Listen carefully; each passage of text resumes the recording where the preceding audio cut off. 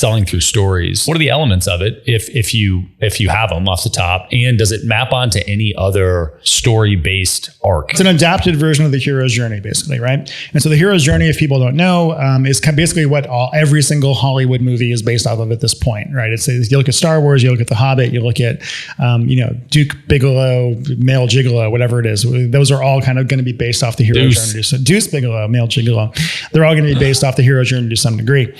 What I do with my stuff is it's kind of an adapted version, because the greater hero's journey is a much bigger kind of thing. And, you have to kind of resolve the stories in a satisfying way for the audience. Whereas when I'm writing things, I don't really want to resolve the story for the audience. I want to maintain this tension so that only by buying the product and using it will they feel that resolution to the actual story. But the really short version of how these things are laid out is always, there's a moment of crisis where the person who is the narrator or the guru of it comes to a point where they're basically like, hey, I either need to give the fuck up and acknowledge that I'm never going to solve this problem, or I need to get off my ass and fix it. So for instance, with Make Him Worship You, Kate has that moment. She says, he kissed me like his sister and I knew I was alone again.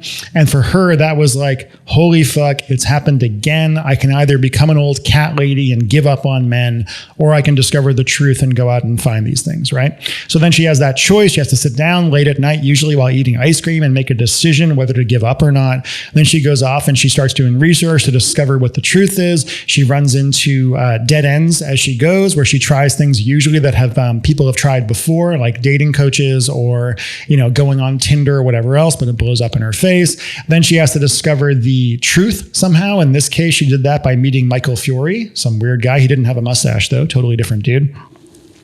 And then he teaches her these secrets. She uses the secrets. She gets results for herself. She then, gets everything that she dreamed of with her boyfriend coming back to her, and they have amazing sex. And now they're going to get married and all the great stuff. She shares it with other people. They get amazing results.